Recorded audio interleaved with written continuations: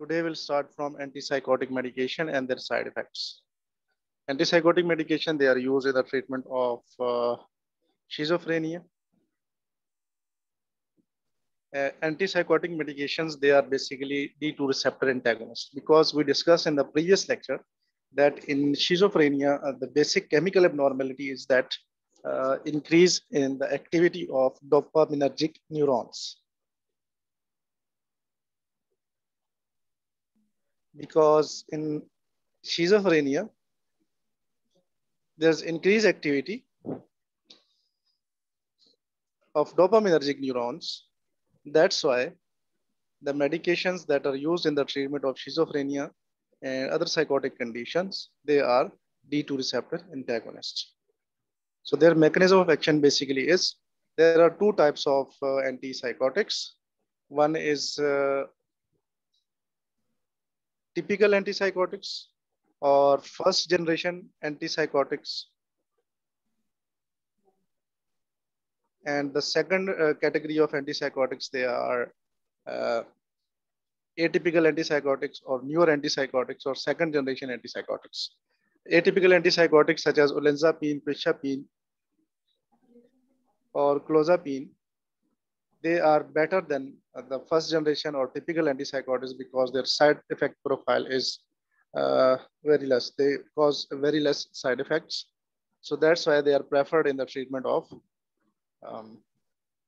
schizophrenia.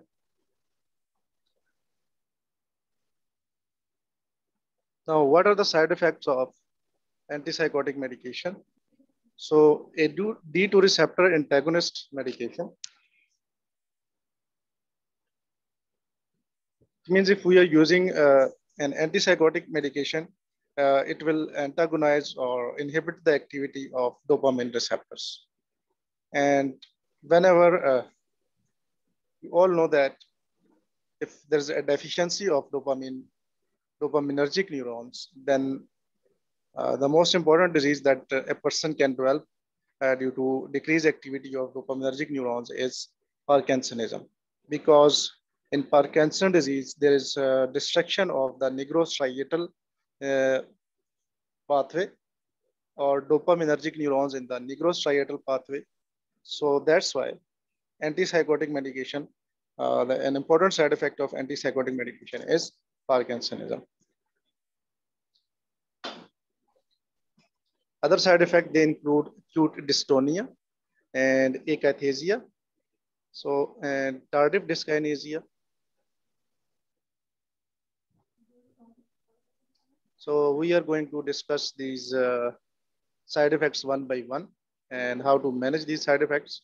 Before we discuss these side effects, they are mostly Parkinsonism, acute dystonia, akathasia, tardive dyskinesia.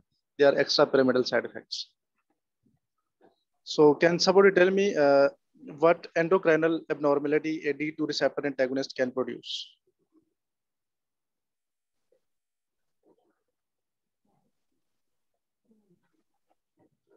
What endocrinal abnormality can result due to the use of a D2 receptor antagonist, such as quetiapine, olanzapine? Prolactin hormone will be increased. Yes, that's right. The person will develop hyperprolactinemia. Why? Because the prolactin release is inhibited by the dopamine. Dopamine is released from the hypothalamus and it decreases the production of prolactin from anterior pituitary gland. So when there is no dopamine, no one will be there to inhibit the secretion of prolactin. So a D2 receptor antagonist can cause hyperprolactinemia. And how hyperprolactinemia can manifest in males and in females. In males, there will be decreased libido and erectile dysfunction and galactorrhea in females and decreased libido as well. So if someone is taking antipsychotic medication and he presents to you with these features, then you can say that the cause of these symptoms is antipsychotic medication.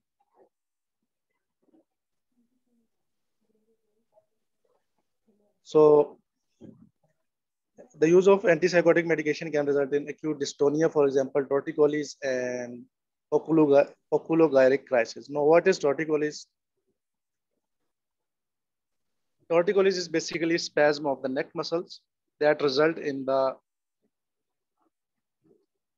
tilting of the head toward downward or toward one side. And oculogyric crisis means dystonic reaction to certain drugs such as antipsychotics and a prolonged involuntary upward deviation of the eyes. So acute dystonias such as torticollis and oculogyric crisis, that is spasm in the neck muscles or spasm in the eye muscles, which will result in upward deviation of the eyes. It can occur in patients with who are using or who are on antipsychotic medication.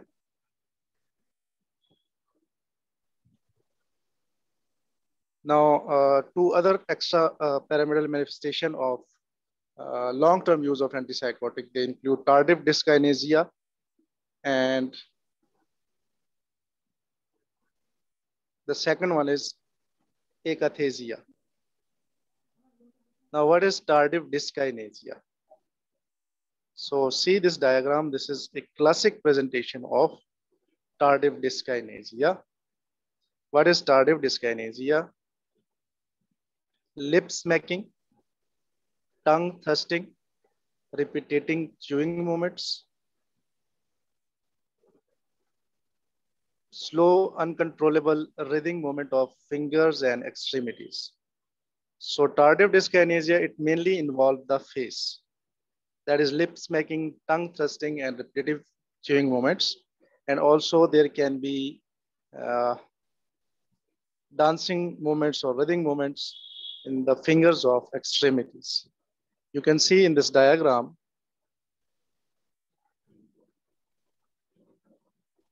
lip smacking, tongue thrusting, and repetitive chewing movements in this patient. This is as a result of long-term use of antipsychotic medication. This is known as tardive dyskinesia. So due to long-term use of antipsychotic medications, if the person develops involuntary movements of the tongue and lower face, such as lip smacking, tongue thrusting, chewing movements, and also writhing movements in the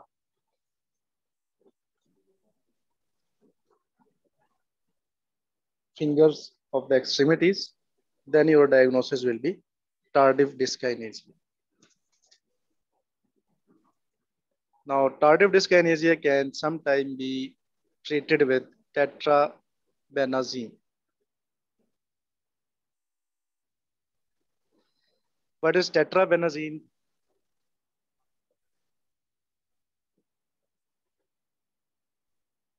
Tetrabenazine basically,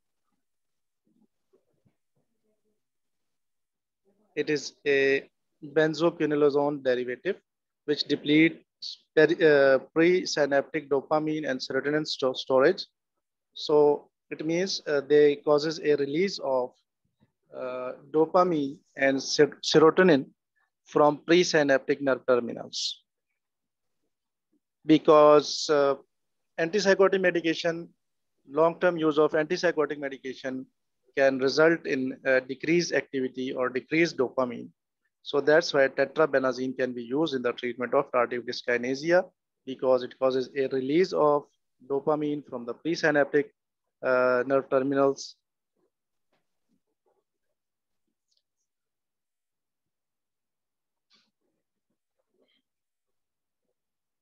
Now, another complication of antipsychotic medication is akathasia.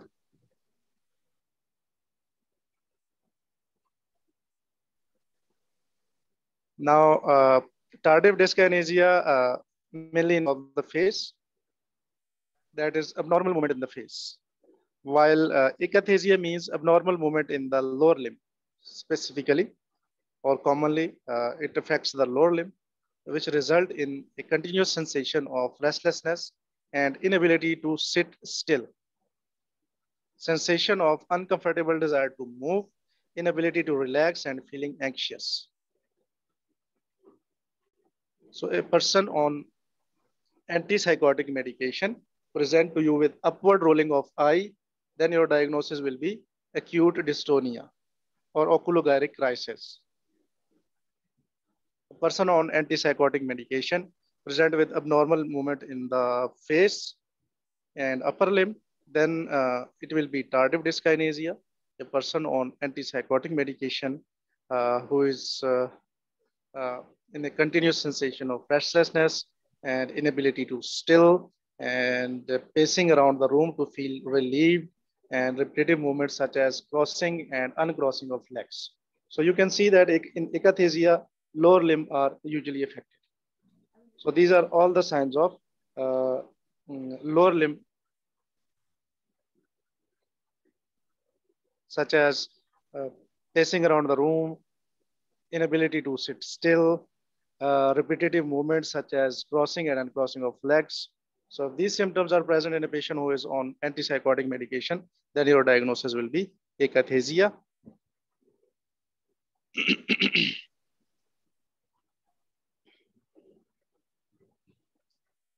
Now, akathasia can be managed by decreasing the dose of antipsychotic medication and other medications such as beta blockers and benzodiazepines. They can also be sometimes used in the management of akathasia to decrease this restlessness and anxious feeling of anxiousness and inability to relax.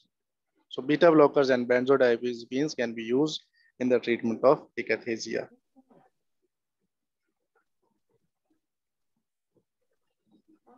Now, because in akathisia and in tardive dyskinesia, there is jerky movements of the body parts.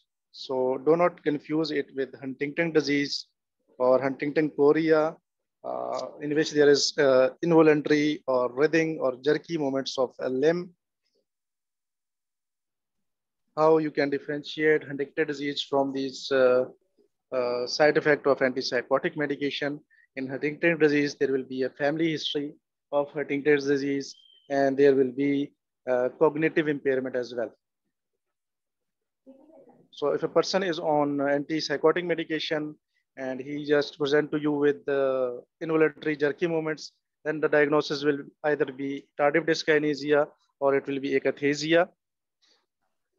But if there's family history of this involuntary movements of the limbs and there's cognitive impairment as well, then your diagnosis will be Huntington disease.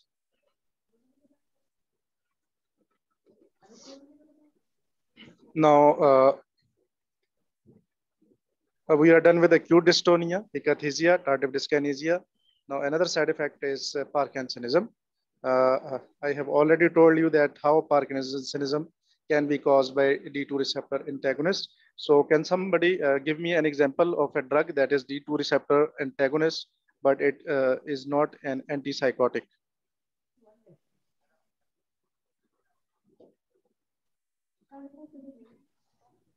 Example of a drug that is D2 receptor antagonist, but not antipsychotic. A hint is that that drug is used in the treatment of vomiting. Metoclopramide? Yes, metoclopramide is also a D2 receptor antagonist.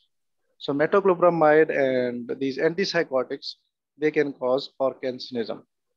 So someone with a history of intake of any of these medication present to you with features of Parkinson disease such as resting tremor, bradykinesia, and rigidity.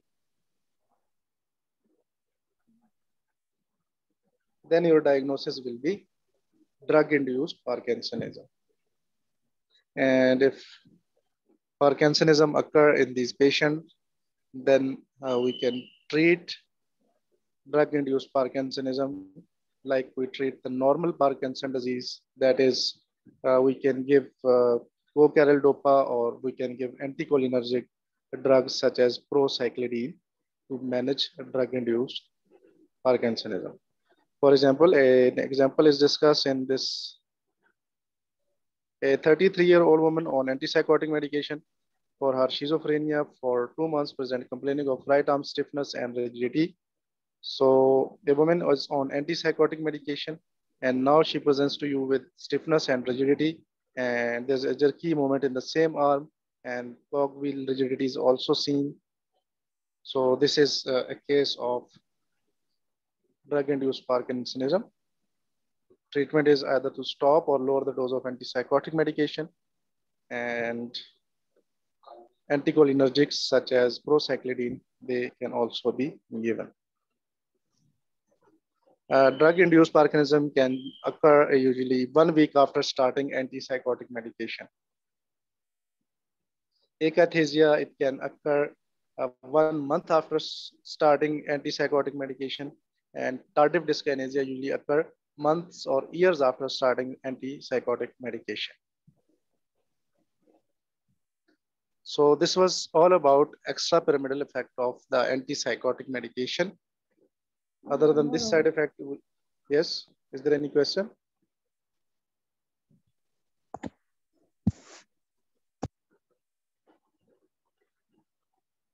Is there somebody you want to ask any question? So extrapyramidal effects, endocrinal effects such as hyperprolactinemia.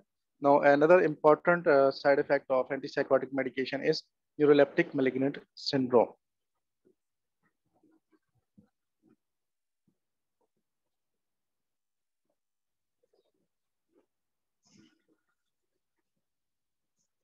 So due to decreased activity of dopamine or D2 receptors in the hypothalamus, in nigrostriatal pathway, and in spinal cord, lead to increased muscle rigidity, increased body temperature, tachycardia, etc. So if this happens, then your diagnosis will be neuroleptic malignant syndrome. It is a rare but a dangerous condition that is seen in the patient who are taking antipsychotic medication. It has a mortality of up to 10%. It can occur with both typical and atypical antipsychotics. The features are usually muscle rigidity and pyrexia. Neuroleptic malignant syndrome, if these two things are present, then your diagnosis will be neuroleptic malignant syndrome. You know that rigidity can occur if there's a rigidity along with resting tremor, then it will be drug-induced Parkinsonism. And if rigidity is associated with increased body temperature or pyrexia, then your diagnosis will be neuroleptic malignant syndrome. Because muscle contraction is increased in neuroleptic malignant syndrome, so a raised creatinine kinase is present in most cases, and leukocytosis may also be seen.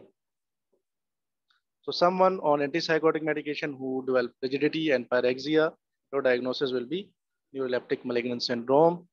Now the management of neuroleptic malignant syndrome is to stop antipsychotic medication and to give IV fluids to prevent renal failure, and dantrolene may be used in selected cases.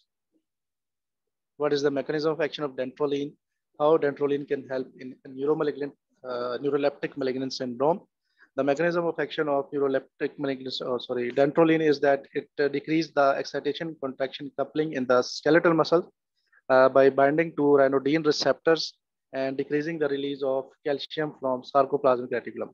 So basically, dantrolene inhibits the release of calcium from sarcoplasmic reticulum. So that's why it can be used in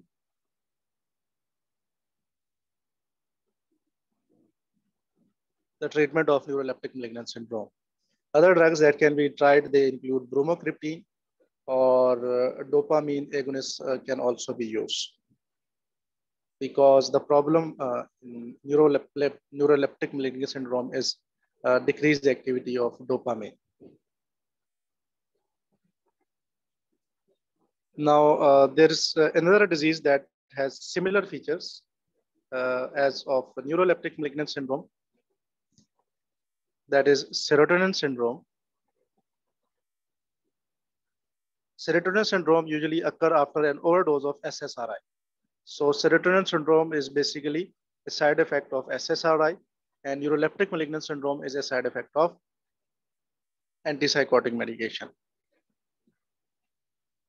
Now, what can happen in serotonin syndrome? Uh, there can be increased body temperature and muscle rigidity, that is hyperthermia and rigidity. So these symptoms, they are common to both neuroleptic malignant syndrome and serotonin syndrome. The only difference will be in the history. That is, if a person who is taking antidepressant medication such as SSRI, such as fluoxetine or escitalopram, and he developed muscular rigidity and hyperthermia, also alternate state, nausea and diarrhea, then your diagnosis will be serotonin syndrome.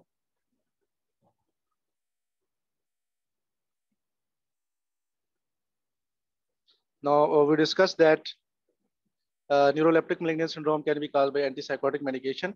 Other D2 receptor antagonists such as metoclopramide can also cause neuroleptic malignant syndrome. So it is not necessary that the person will develop neuroleptic malignant syndrome who is on antipsychotic medication. A person who is on other D2 receptor antagonist, that is metoclopramide or metoclopramide overdose, can also lead to neuroleptic malignant syndrome. So remember these two drugs which can lead to neuroleptic malignant syndrome. And also remember this point that SSRI, excessive intake of SSRI, can also lead to a syndrome that is known as serotonin syndrome.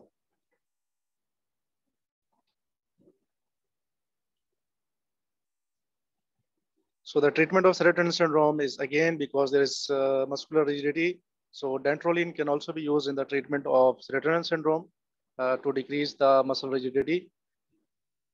And other medication that can be used include benzodiazepine medicines such as diazepam or lorazepam to decrease agitation and seizure-like movements, and muscle stiffness can also be reduced by benzodiazepine.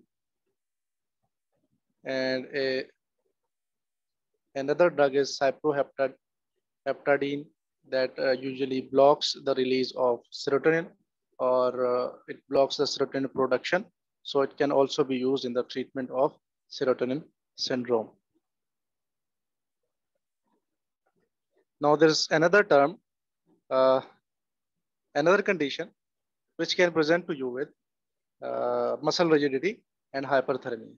So far we have discussed two conditions which can present with muscle rigidity and hyperthermia, that is serotonin syndrome and neuroleptic malignant syndrome.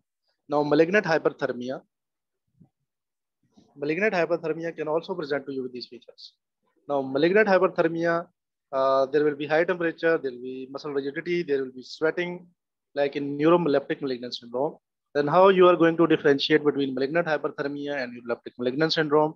It's very easy to differentiate between these two. Malignant hyperthermia occur as a complication of general anesthesia, such as halothane or succinylcholine. These are the drugs that are used in the induction of general anesthesia. And so after receiving a general anesthesia such as halothane or neuromuscular blockers such as succinylcholine, if a person develops muscle rigidity and high temperature, then your diagnosis will be malignant hyperthermia. Basically, malignant hyperthermia occurs in genetically predisposed individuals due to a hypersensitivity reaction or due to reaction to halothane and succinylcholine. The person usually develops high temperature and muscle rigidity. The person who is genetically predisposed, it can occur in minutes to hours after halothane or succinylcholine intake. In this case, your diagnosis will be malignant hyperthermia. Again, because there is muscle rigidity, so dantrolene can be used in the management of any of these three conditions. Other treatment options include IV hydration to prevent renal failure, benzodiazepines in case of serotonin syndrome to decrease the agitation and for muscle relaxation. So three conditions you need to remember, which can present with high temperature and muscle rigidity.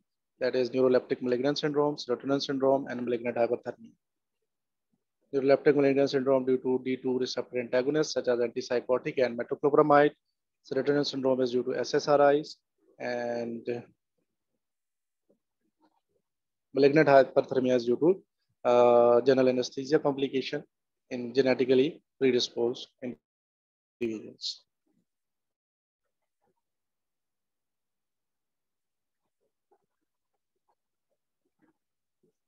So this was all about some side effect of these medication which are used in the psychiatry. I hope it's clear to everyone. If there's any confusion or any question, then you can ask.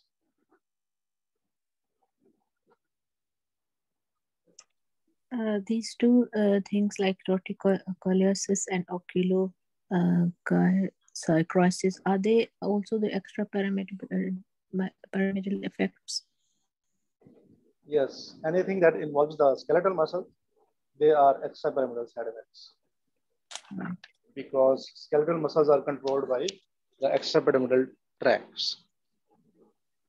Right. Any more questions?